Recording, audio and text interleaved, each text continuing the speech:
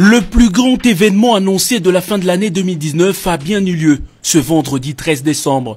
Devoir constitutionnel oblige, Félix-Antoine Tshisekedi est venu rendre compte de sa gestion de l'État en tant que garant de la nation aux parlementaires réunis en congrès.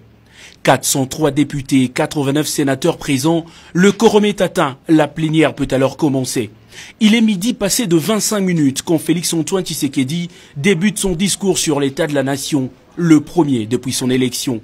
Le président de la République commence par saluer les efforts de paix consentis depuis son arrivée au pouvoir il y a 10 mois et 20 jours. Il rend ensuite hommage aux forces armées de la République pour leurs multiples sacrifices avant de saluer la mémoire de toutes les personnes décédées dans les circonstances diverses, notamment les tueries barbares, crashs et catastrophes naturelles, et pour qui il a demandé à l'assistance d'observer un moment de silence. Vient alors le moment de décortiquer secteur après secteur les indices de gestion. Et c'est la politique, domaine locomotive, qui passe en premier. Le chef de l'État a salué la liberté d'expression et de manifestation à travers le pays, ainsi que l'accompagnement de confessions religieuses dans les moments déterminants de l'instauration de la démocratie dans le pays. Sans transition, le président de la République passe de la politique à la sécurité en annonçant de grandes mesures prises pour mettre fin aux poches d'insécurité dans le nord et sud Kivu. De l'installation de la zone opérationnelle au cœur de provinces touchées à la permutation des officiers militaires, tout est mis en œuvre pour anéantir l'ennemi, a rassuré le chef de l'État. Dans le domaine économique, Félix-Antoine Tshisekedi s'est dit déterminé à aider le gouvernement à renflouer les caisses de l'État afin de réunir le budget de 10 milliards voté au Parlement. Il promet de ce fait d'assainir l'environnement budgétaire en luttant efficacement contre la corruption et en élargissant l'assiette fiscale.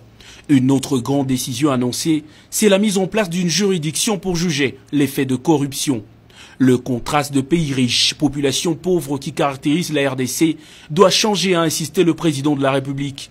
Il faut utiliser le sol pour soutenir le sous-sol, a dit Félix-Antoine Tshisekedi, qui a annoncé plusieurs projets dans le secteur agricole et des mines.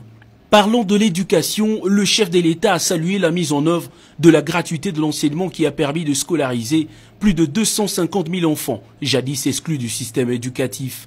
De l'acquisition du matériel médical pour les centres de santé du pays à la construction de logements sociaux, plusieurs projets annoncés ont déjà été réalisés dans divers secteurs.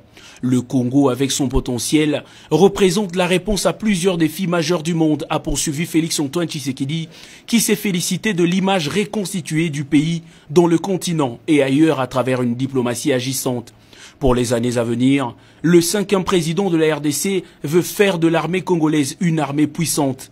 Il veut également réviser le plan de la réforme de la police afin d'avoir une police véritablement républicaine. Son autre objectif immédiat, améliorer le système fiscal et construire une économie forte grâce à l'amélioration du climat des affaires. Dans sa conclusion, Félix-Antoine Tshisekedi décrète 2020 l'année de l'action, de la justice pour tous et du combat contre la pauvreté. Après 2h34, le grand oral s'achève. Le garant de la nation s'est bien acquitté de son devoir de redevabilité.